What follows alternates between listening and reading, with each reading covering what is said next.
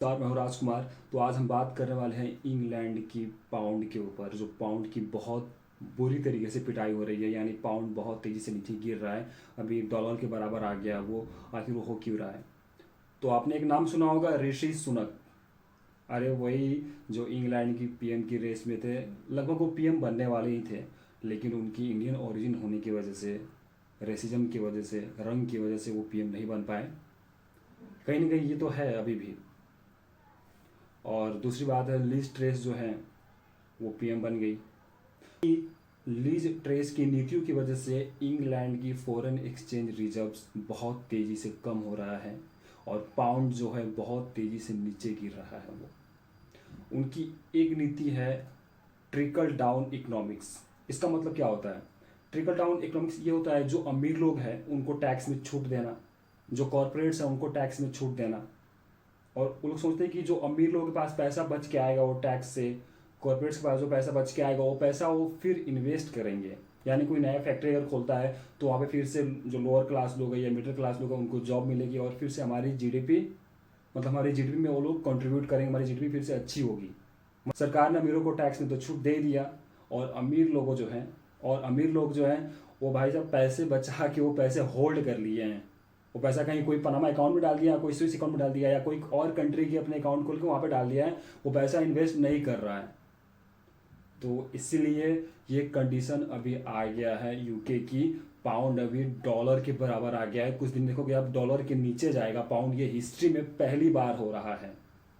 लगभग पहले एक पाउंड के बराबर 100 रुपये थे या 99 रुपये थे, अभी या डॉलर थे 75 रुपीज़। अभी देखोगे आप पाउंड 80 रुपये पे आ गया है, डॉलर भी 80 का 80 रुपये चल रहा है। और इंग्लैंड के पास अभी फॉरेन एक्सचेंज रिजर्व सिर्फ 80 बिलियन बचा है। कुछ टाइम बाद विद इन 1 और 2 मंथ देखोगे आप, इंग्लैंड को आईएमएफ के पास जाना पड़ेगा उनकी इकोनॉमिक्स, उनकी जीडीपी सेव करने के लिए। वहाँ पे क्या हो रहा है कि बहुत लोगों को जॉब से निकाला जा रहा है। बहुत सारी कंपनियां हैं, थोड़ी मोड़ी बंद हो रही हैं, और आने वाले टाइम में बहुत सारी कंपनियां और बंद होगी। जैसे अभी हम बात करते हैं बीबीसी के बारे में।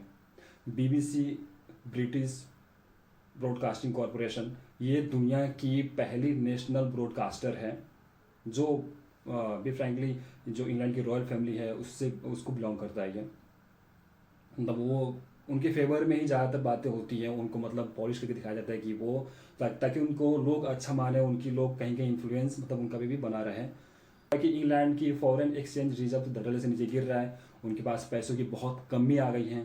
तो बीबीसी जो है उनको रिनोवेट करने के लिए, उनको संचालन करने के लिए अभी बिलियंस ऑफ डॉलर की ज़रूरत पड़ेगी। हालांकि सरकार ने 1-2 महीने पहले ये अभी भी दिया था उनको कुछ मिलियंस ऑफ डॉलर 2 बार। उनसे उनका कुछ होने वाला नहीं है बीबीसी को, क्योंकि बीबीसी ऑल ओवर पूरे कॉन्टिनेंट में है, अंटार्कटिका को छोड़ के। हाँ, क्योंकि और देखोगे आप छोटे छोटे कंट्रीज में भी हैं बीबीसी के ऑफिसेज हैं, वहाँ से वो कॉर्पोरेट करते हैं। बहुत सारे कंट्रीज में देखोगे आप बीबीसी को बहुत प्राथमिकता दिया जाता है। वो बहुत लोग बहुत चाव से सुनते हैं, और न्यूज़ के लिए बीबीसी पे लोग ज़्यादा रिलायबल करते हैं।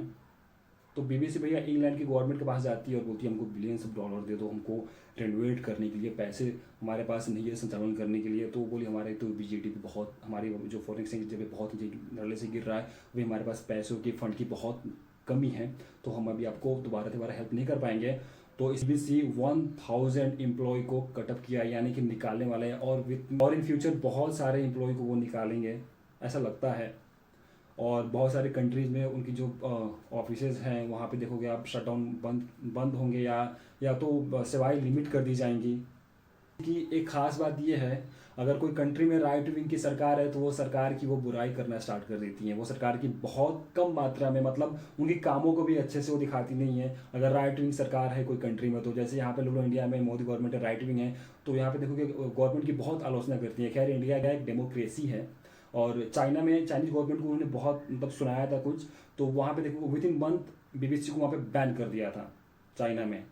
रशिया में तो ऑलरेडी बैन है ही बीबीसी, उतना मतलब बी फ्रैंक नहीं है रशिया। तो इंग्लैंड की फॉरेन एक्सचेंज रिजर्व जैसे कम हो रही है, वैसे भी उनकी आवश्यकताएं धीरे धीरे बढ़ती जा रही हैं। और वो कंट्री देखोगे आप, एक मंदी का सामना करना पड़ सकता है वो कंट्री को। और महंगाई तो ऑलरेडी बढ़ने वाली है वहाँ पे, जॉब्स की तो अनएम्प्लॉयमेंट बढ़ेगी ही वहाँ पे।